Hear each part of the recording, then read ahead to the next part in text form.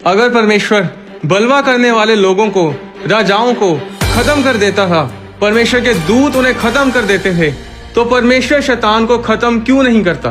कलूसियों अध्याय 1 उसकी 16 में लिखा है, क्योंकि उसी में सारी वस्तुओं की सृष्टि हुई, स्वर्ग की हो अथवा पृथ्वी की, देखी या अनदेखी, क्या सिंहासन, क्या प्रभुताएं, क्या प्रधानताएं, क्या अधिकार, सारी वस्तुएं उसी के द्वारा और उसी के लिए सृजी गई हैं। परमेश्वर ने आत्मिक दुनिया इंसान के बनाने से कहीं पहले बना दी थी। आदि में जब परमेश्वर ने स्वर्गों और पृथ्वी की सृष्टि की, तो उस समय स्वर्गदूत भी वहाँ मौजूद थे।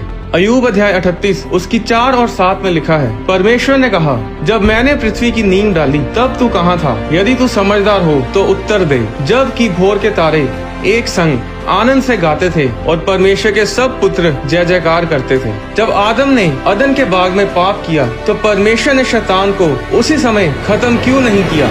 जब इंसान मरता है तो उसकी आत्मा या तो स्वर्ग में जाती है या फिर नर्क में, इसके अलावा कोई और जगह नहीं। इंसान की आत्मा अमर है, अनंत है, आत्मा कभी नहीं मरती। हमारा शरीर तो मिट्टी से बना है और मिट्टी ही में मिल जाएगा, पर आत्मा हमेशा जीवित रहती है। जानते हैं क्यों? क्योंकि आत्मा परमेश्वर के अंदर से निकली है, और जो कुछ परमेश्वर के अंदर से निकलता है वो कभी मरता नहीं, हमेशा जीवित रहता है। मत्ती अध्याय 24 उसकी 35 में लिखा है, प्रभु यीशु ने कहा, मैं तुमसे सच सच कहता हूँ कि जब तक ये सब बातें पूरी ना हो लें, तब तक इस पीढ़ी का अंत ना होगा। आकाश और पृथ्वी टल जाएंगे, परंतु मेरी बातें कभी न टलेंगी, मेरा वचन कभी न टलेगा। परमेश्वर का वचन क्यों न टलेगा? क्योंकि वो परमेश्वर के अंदर से निकला है। जो कुछ परमेश्वर के अंदर से निकलता है वो हमेशा के लिए अमर रहता है, वो कभी नहीं मरता। अब परमेश्वर ने स्वर्गदूतों को बनाया, उसने उन्हें आत्माएं बनाया। सब स्वर्गदूत अनंत हैं, अमर हैं, आप उन्हें मार नहीं सकते, उन्हें नाश नहीं कर सकते।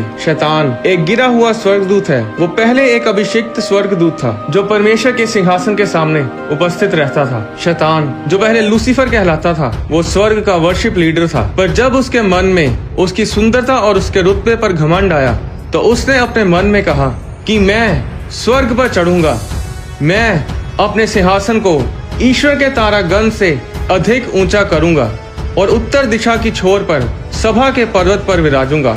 मैं मेघों से भी ऊंचे ऊंचे स्थानों के ऊपर चढ़ूंगा, मैं परम प्रधान के तुल्य हो जाऊंगा।